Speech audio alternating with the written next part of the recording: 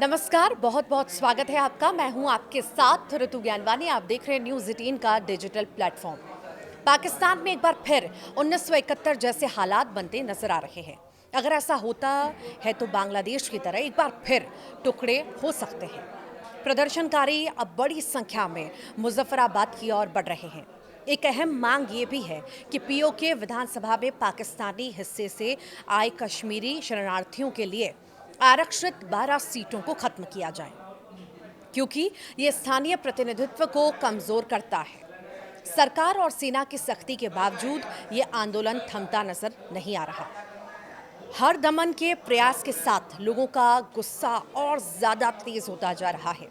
पाकिस्तान अधिकृत कश्मीर यानी कि पीओके में 3 दिन से जारी हिंसक प्रदर्शन में 12 लोग मारे जा चुके हैं।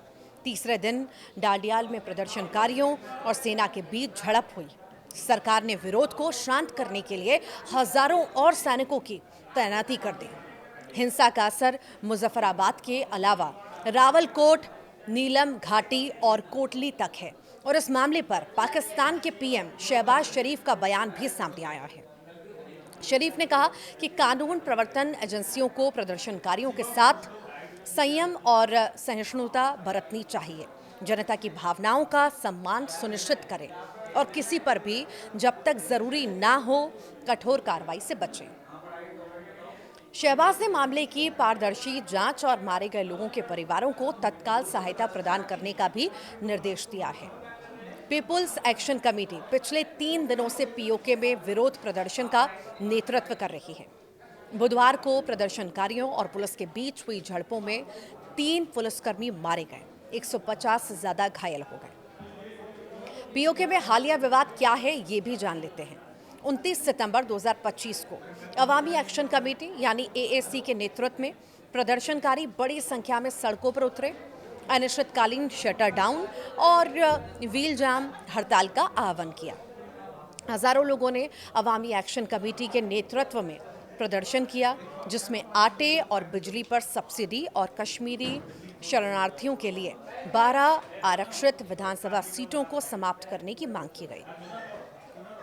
पीओके में हिंसा क्यों भड़की हुई है ये भी आपको बता देते हैं। पीओके में हिंसा का मूल कारण गहरा आर्थिक और राजनीतिक असंतोष है। यहाँ के लोगों का आरोप है कि पाकिस्तान उनके संसाधनों का इस्तेमाल करता है, लेकिन बुनियादी अधिकारों से वंचित रखता है। मई 2024 में इसे लेकर प्रदर्शन भी हुए थे।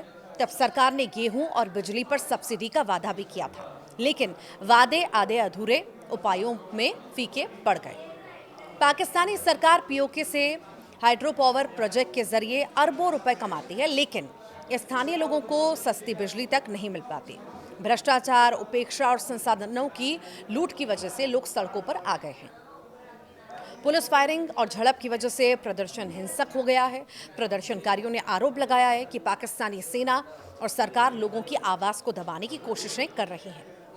जेएएसी ने आरोप लगाया कि मुजफ्फराबाद में लोगों की मौत के लिए पाकिस्तानी रेंजर्स जिम्मेदार हैं, जबकि अन्य इलाकों में सेना ने नागरिकों पर गोली चलाई। 3 दिन से चल रहे इस आंदोलन से जनजीवन पूरी तरह से प्रभावित है, ठप हो चुका है। बाजार, दुकानें और सार्वजनिक वाहन बंद हैं। लोग सरकार और सेना के दमनकारी रवैये से बेहद नाराज हैं।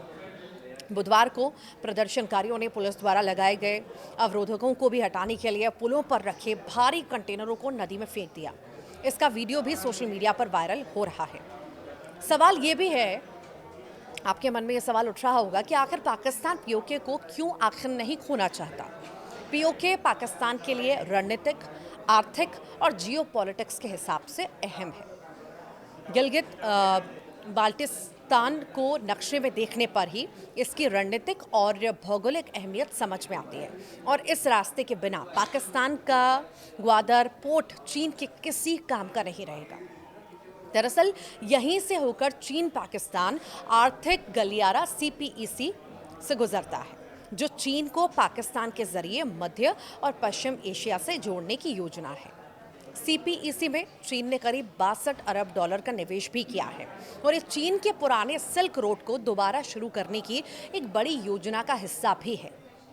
अगर पाकिस्तान पीओके खो देता है तो ये पूरा गलियारा टूट जाएगा जिससे चीन का अरबों डॉलर का नुकसान भी होगा और पाकिस्तान की सबसे बड़ी आर्थिक योजना भी खत्म हो जाएगी। इसके अलावा पीओके पाकिस्तान को भारत के खिलाफ एक रणनीतिक फायदा भी देता है।